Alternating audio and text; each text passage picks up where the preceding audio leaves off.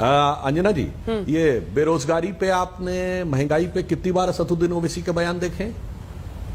बयान तो आग लगाने वाले इस पे देंगे, और जब लगेगा कि मामला कमजोर है तो लैंपो शिफ्ट करने लगेंगे। अब ये भी एक बात कहना चाहता हूं, ये बताइए, नेचुरल जस्टिस की बात करते हैं अंजना जी, नेचुरल जस्टिस का पहला सिद्धांत है कि जांच करने के बाद निष्कर्ष पे पहुंचा जाए, और ये जांच के खिलाफ है, सर्वे नहीं होना चाहिए, फिर कहते हैं नेचुरल जस्टिस की बात। और आखिर में देखिए, ये इतिहास में पहुंच गए ना, ये ओवैसी नहीं बोल रहे हैं, ये वो पार्टी बोल रही जो कहती हमने 800 साल इस देश पे हुकूमत की। इसीलिए देखिए चले गए पुराने जमाने में, और ये पता नहीं कौन सा मनगढ़ंत इतिहास 4000-5000 साल का पहले बताने लगे। ओवैसी जी, आज का जवाब दीजिए, सन 2001 में भगवान बुद्ध की सबसे बड़ी प्रतिमा बामियान में किसने तोड़ी? कट्टरपंथी तालिबान ने, जिसके समर्थन में आप खड़े थे। 2013 में बोधगया में ब्लास्ट किसने किया? कट्टरपंथी मुस्लिमों ने, जिसके पक्ष में आप खड़े थे। यह बताइए, बर्मा में कौन लड़ रहा है? बौद्ध मंदिरों पर हमले कौन कर रहा है? आप उन लोगों का समर्थन करते हैं। श्रीलंका में कौन ब्लास्ट कर रहा है? बौद्ध मंदिरों में। थाईलैंड में कौन कर रहा है? आज का जवाब दीजिए। वापस काशी पर आके ये सवाल करते हैं। प्लेसेस ऑफ वर्शिप एक्ट, आ रही हूं sir, places of worship act सबसे ज्यादा, ठीक है, पूरा कर लीजिए, पूरा कीजिए सुधांशु।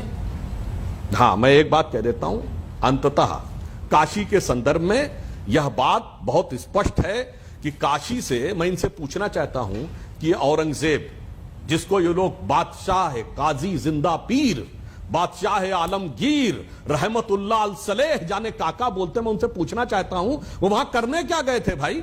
बुतखानों के सबसे बड़े शहर में कौन सी नमाज अदा करने गए थे? इसका लॉजिक बता देना मुझे। ठीक है। अगर ये कह रहे हैं कि वो मस्जिद थी ओरिजिनली, वहां ओरिजिनली मस्जिद कैसे बनी, क्यों बनी, और क्या करने गए उस शहर में जो आपके हिसाब से दुनिया में सबसे बड़ा बुतखानों का शहर है, सबसे बड़ी मूर्तियों देवस्थलों का शहर है? इसका लॉजिकल जवाब दे देना।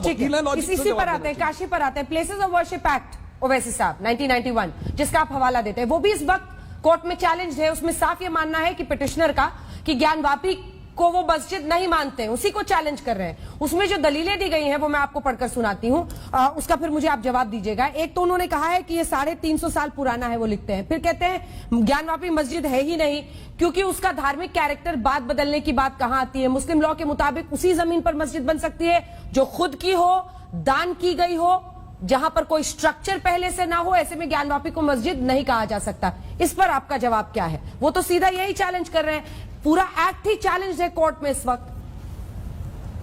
इस पर जवाब इतना ही है कि इन लोगों को जो कम पढ़े लिखे हैं, मैं तो कहूंगा कि ट्यूबलाइट है ये लोग। इनको सुप्रीम कोर्ट का जो जजमेंट है, जिसमें आपने एक सवाल कहा था कि 91 का चैलेंज है, आपने कहा था ना मैडम अभी आपने? हाँ। 91 का चैलेंज हुआ है ना, आपने कहा ना सुप्रीम कोर्ट में? मैडम, मगर चैलेंज किया है, मगर सुप्रीम कोर्ट ने उसको अपहेल्ड किया है। आप पैराग्राफ नंबर 83 बाबरी मस्जिद राम मंदिर के टाइटल शूट पढ़ लीजिए मैडम, अगर आप इजाजत दें तो मैं पढ़ दूं ताकि आपके दर्शकों को मालूम हो सके। सुप्रीम कोर्ट ने पैराग्राफ नंबर 10 में यह कह दिया कि यह भारत के संविधान के बेसिक स्ट्रक्चर का हिस्सा है। और उन लोगों का जवाब भी सुप्रीम कोर्ट ने दे दिया मैडम, कि जिसमें उन्होंने कहा था सुप्रीम कोर्ट ने कि मैं अंग्रेजी में पढ़ रहा हूं, मुझे इजाजत दीजिए। पैराग्राफ 20 का हिस्सा है, 83 पैराग्राफ का, लाइन 20 का, sorry. Historical wrongs cannot be remedied by the people taking the law in their own hands. In preserving the character of places of public worship, Parliament has mandated in no uncertain terms that history, suniye madam, history and its wrongs shall not be used as instruments to oppress the present and the future. ये supreme court कह रही है, history and its wrongs shall not be used as instruments to oppress the present and future. जब supreme court ने 91 के act को ना सिर्फ अपहेल्ड किया, बल्कि कहा कि भारत के संविधान के बेसिक स्ट्रक्चर का हिस्सा है, और इसको पढ़ लीजिए, इसको पढ़ लीजिए। और मैं तो कह रहा हूं, और नहीं सुनिए, मैं पूरा कर लीजिए। मैं तो ये कह रहा हूं कि आप सिर्फ मुगलों तक मत रुकिए। वो तो मुगल तो 500 साल 600 साल है, आप उससे पहले 1000 साल चले जाइए, 2000 साल, 3000, 4000, 5000, 10,000, 20,000, 30,000, 40,000। बल्कि मैं तो इन लोगों को कहूंगा कि बाबा आदम के जमाने से शुरुआत करते हैं। ठीक है, ऐसा कोई केस हो सर आपके ज़हन में तो आप बताइए ना, आप कोर्ट में जाइए। दूध का दूध, पानी का पानी हो जाएगा। ठीक है, 1991 एक्ट है प्लेसेस ऑफ वर्शिप का। कोई केस आपके दिमाग में ऐसा है या आपके जहन में, तो आप लेके चलिए उसको कोर्ट में। है राइट टू लीगल रेमेडी तो है ना, संविधान देता है ना sir. Places of worship act अपनी जगह में है। ये भी संविधान अधिकार देता है कि अगर उसके खिलाफ किसी को कोर्ट जाना है तो वो जा सकता है, राइट टू लीगल रेमेडी जिसे मैं कह रही हूं। देखिए आज सवाल क्या है कि यही जो आप 1991 वर्शिप एक्ट को प्लेसेस ऑफ वर्शिप एक्ट कह रहे हैं, उसमें सेक्शन 4 का सबसेक्शन 3 क्या है सर? वो ये कहता है ना कि अगर कोई एंशिएंट मॉन्यूमेंट, अगर कंटेंशन होता है इस आकृति पर, अगर एएसआई जांच करती है, दावा है 350 साल पुराना है, अगर 100 साल से पुराना है, तो क्या फिर ये आर्कियोलॉजिकल जो प्रोटेक्शन एक्ट है उसके तहत नहीं आ जाएगा सर? आप सेक्शन 4 का सबसेक्शन 3 मुझे समझाइए इसी एक्ट का ना। आप सुनिए बाप, तब भी नहीं, ये नहीं होगा, मुझे यकीन है। अगर हो भी, खुदा ना खास्ता लाखों और हो भी जाता है, तब भी आप पूजा नहीं कर पाएंगे, क्योंकि वो आप नेचर ऑफ द प्रॉपर्टी को चेंज कर रहे हैं यहां पर। क्यों नहीं? और आपको मैं कह रहा हूं कि सुप्रीम कोर्ट ने क्या कहा था? हाँ। सुप्रीम कोर्ट ने कहा था कि आप नहीं उसको डाइग्रेस कर सकते। हाँ। आप, सुप्रीम कोर्ट ने कहा था कि नॉन डिट्रोगेशन, नॉन डिट्रोगेशन का लफ्ज इस्तेमाल किया सुप्रीम कोर्ट में।